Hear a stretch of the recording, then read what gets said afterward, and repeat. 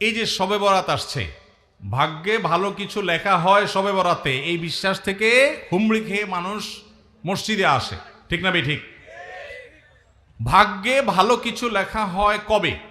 একটা হলো মানুষের সৃষ্টিরও 50,000 বছরে আল্লাহ তাআলা ভাগ্য নির্ধারণ করেছেন। আরেকটা হলো প্রতি বছর যেই রাতে আল্লাহ কোরআন নাজিল করেছেন, আল্লাহ সূরা দুখানে বলেছেন সেই রাতে অর্থাৎ লাইলাতুল কদরে আল্লাহ তাআলা সব গুরুত্বপূর্ণ বিষয় ধার্য করেন। শবে বরাত যেটাকে আমরা বলি মধ্য শাবানের রাত, এই রাতে ভাগ্য নির্ধারণ হয় এই মর্মে বিশুদ্ধ হাদিস বর্ণিত নাই। তারপরে আমরা জেনারেলি বলি ভাগ্যে যেন ভালো কিছু আল্লাহ লেখেন, আপনার নসিবে যেন ভালো কিছু আসে, আপনার রিজিকে যেন আল্লাহ বরকত দান করেন, এর জন্য বেশ কিছু আমল আমরা কোরআন হাদিসের আলোকে বলতে পারি, সাজেশন দিতে পারি। তবে তার আগে আমাদেরকে জানতে হবে যে ভাগ্য সুপ্রসন্ন হওয়া বা রিজিকে বরকত হওয়া বলতে কি বুঝায়। ভাই, রিজিকে বরকত হওয়া বলতে বুঝায় আপনি যা কামাই করবেন এর ভিতরে আল্লাহ তাআলা কল্যাণ দিবেন, যা কামাই করবেন এর ভিতরে বরকত হবে। প্রাচুর্য না, অনেক টাকা না, যা হবে এটাতে কি হবে? বরকত হবে। আমরা কি বরকত চাই না সম্পদ বেশি চাই? বরকত চাই। বরকত যদি চান, এক নম্বর হলো ঈমান এবং তাকওয়া লাগবে। আল্লাহ বলেছেন ওয়ালাউ আন্না আহলাল কুরআ আমানু ওয়াত্তাকাউ লাফাতাহনা আলাইহিম বারাকাতিম মিনাস সামা। যদি কোনো জনপদের লোকেরা ঈমান আনে, আল্লাহর ভয় অন্তরে লালন করে, আল্লাহ বলেছেন আসমান থেকে বরকতের সব দুয়ার খুলে দেওয়া হবে। এজন্য ভাই, ঈমান যদি থাকে, তাকওয়া যদি থাকে, গুনাহমুক্ত জীবন গড়ার সংকল্প যদি থাকে, বরকত আসবে জীবনে। নাম্বার 2, ইস্তেগফার বেশি বেশি করলে, আল্লাহ বলেছেন সূরা নূহের মধ্যে, যদি কেউ ইস্তেগফার করে, নূহ আলাইহিস সালাম তার জাতিকে বলেছেন ফাকুল তুস্তাগফিরু রাব্বাকুম ইন্নাহু কানা গাফফারা ইউরসিলিস সামাআ আলাইকুম মিদরারা ওয়া ইমদিদুকুম বিআমওয়ালিন ওয়া বানিন ওয়া ইয়াজআল লাকুম জান্নাতিন ওয়া ইয়াজআল লাকুম আনহারা। আল্লাহ নবী নূহ আলাইহিস সালাম বলেছেন, আমি আমার জাতিকে বলেছি তোমরা আল্লাহর কাছে ইস্তেগফার করো, ক্ষমা প্রার্থনা করো। বেশি বেশি ইস্তেগফার করলে আল্লাহ তাআলা রিজিকের মধ্যে বারাকা দিবেন, অভাব দূর করবেন, সম্পদে এবং আল্লাহ তাআলা বরকত দান করবেন। তাহলে 2 নম্বর আমল হলো ইস্তেগফার করা, রিজিকে বরকত হবে ইনশাআল্লাহ। নাম্বার 3, শুকর আদায় করা। আল্লাহ বলেছেন লা ইন শাকারতুম লা আযীদান্নাকুম। আপনি কোনো কিছু পেয়েছেন, আলহামদুলিল্লাহ বলেন, যা পাইছেন শুকর আদায় করেন, আল্লাহ নিয়ামত বাড়ায় দিবেন। নাম্বার 4, দান সাদাকা করা। আল্লাহ তাআলা বলেছেন ইয়ামহাকুল্লাহুর রিবা ওয়া ইউরবিস সাদাকাত। আল্লাহ সুদকে ধ্বংস করবেন, তবে সাদকা এবং দান এটাকে আল্লাহ তাআলা বাড়িয়ে দিবেন। এই জন্য কেউ যদি দান করে, আল্লাহ তাআলা তাকে কি দেন? বরকত দান করেন তার রিজিকে। তারপরে 5 নম্বর হলো আত্মীয়তার সম্পর্ক রক্ষা করা। নবীজি সাল্লাল্লাহু আলাইহি সাল্লাম বলেছেন মান সাররাহু আন ইউবসাতা লাহু ফি রিজকিহি আও ইউনসালাহু ফি আথারিহি ফালিয়াসিল রাহিমা। যে ব্যক্তি চায় তার আত্মীয়তার সম্পর্কে, যে ব্যক্তি চায় তার হায়াতে বরকত হোক, তার রিজিকে বরকত হোক, সে যেন আত্মীয়তার সম্পর্কের সাথে সম্পর্ক ভালো রাখে, আত্মীয়দের সাথে, অর্থাৎ রক্ত সম্পর্কে আত্মীয়দের সাথে যেন সম্পর্ক কানেক্টেড রাখে, বিচ্ছিন্ন না করে, তাহলে তার রিজিকে এবং হায়াতে বরকত হবে। এবং সর্বশেষ আরেকটা আমল বলতে চাই, সেটা হলো খাবারের ক্ষেত্রে একত্রিত হয়ে বসে খাবার খাওয়া। এই সুন্নত আমাদের সমাজ থেকে বিদায় হয়ে গেছে, আমরা অনেকে জানি না। আবু দাউদের একটি হাদিস বর্ণিত হয়েছে, নবীজি সাল্লাল্লাহু আলাইহি সাল্লামের কাছে এক ব্যক্তি বললেন, হে আল্লাহর রাসূল, আমরা খাই কিন্তু অনেক খাওয়ার পরেও পরিতৃপ্ত হই না, পেট ভরে না, খাবারের চাহিদা পরিপূর্ণ মিটে না, কারণটা কি?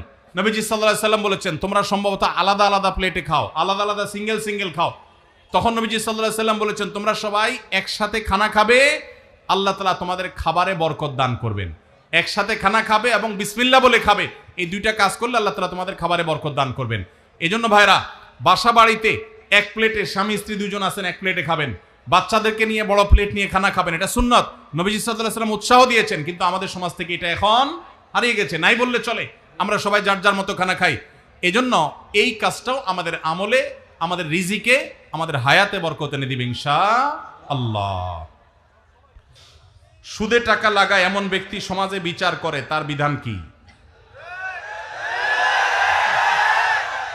সুদে টাকা লাগায় এই রকম আসামি থাকলে তার নিজেরই তো বিচার করা উচিত, সে আবার কিসের বিচার করবে?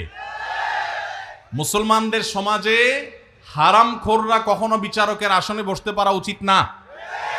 মুসলমানদের উচিত এগুলোকে সতর্ক করা, এগুলোর ব্যাপারে সতর্ক থাকা। আল্লাহ আমাদেরকে তৌফিক দান করুন।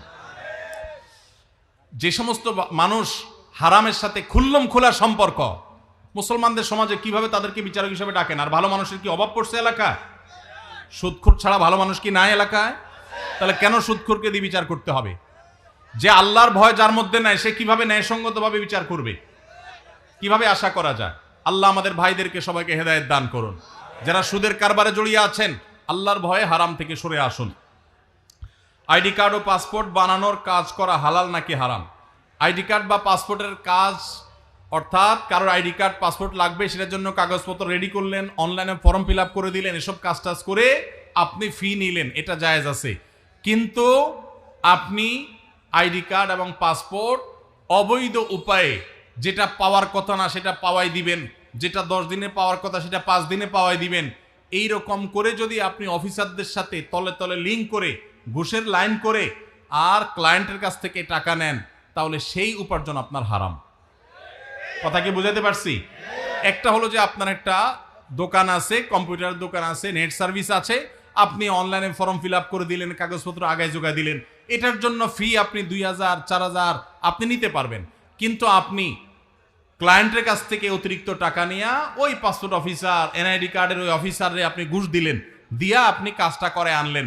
এই ঘুষের কারবার করে অবৈধ কাজ করলেন, আগের দেরির কাজ আগের করাইলেন, লাইন ব্রেক করাইলেন, নানামুখী যে শয়তানিগুলো আমাদের দেশে হয়, অবৈধ কাজ হয়, এগুলোর জন্য যদি টাকা লেনদেন করেন, তাহলে আপনার এই ব্যবসা হালাল হবে না। সর্বশেষ প্রশ্ন, আকিকা না দিলে কি শিশুর বিপদ কাটে না? আকিকা না দিলে শিশুর বিপদ কাটে না এমন কোনো কথা কোরআন হাদিসে নাই। তবে আকিকা দেওয়া এটা গুরুত্বপূর্ণ একটা আমল। আল্লাহ কাউকে পুত্র সন্তান দান করলে 2টি ছাগল, আর কন্যা সন্তান দান করলে 1টি ছাগল জবে করা, এটা নবীজি সাল্লাল্লাহু আলাইহি সাল্লামের সুন্নাহ। এটা জন্মের 7ম দিনে, না হলে 14তম দিনে, না হলে 21তম দিনে করবেন। সেটাও যদি কোনো কারণে না হয়, পরে যে কোনো সময় করলেও আদায় হয়ে যাবে। এমনকি কারো শিশু কারো যদি আকিকা দেওয়া না হয়, বড় হওয়ার পরে তার আকিকা দিলেও আদায় হয়ে যাবে। এই আকিকা এটা না দিলে যে বিপদ কাটে না এরকম কোনো কথা নাই। তবে হ্যাঁ, বিভিন্ন হাদিসে নবী সাল্লাল্লাহু আলাইহি সাল্লাম বলেছেন, কুল্লু গুলামিন মুরতাহানুন বিআকিকাতিহি, বাচ্চার এটা আকিকার উপরে সে অনেকটা ডিপেন্ডেন্ট থাকে। এই হাদিসের ব্যাখ্যায় অনেক মুহাদ্দিসরা বলেছেন, আকিকা না দিলে, আকিকা দেওয়ার ফলে সে বিভিন্ন ক্ষয়ক্ষতি থেকে বেঁচে থাকতো। অনেকে বলেছেন শয়তানের কুমন্ত্রণা থেকে বেঁচে থাকে আকিকার মাধ্যমে, এটা থেকে সে আর বাঁচতে পারে না, ওই ক্ষতি তাকে স্পর্শ করার সম্ভাবনা থাকে।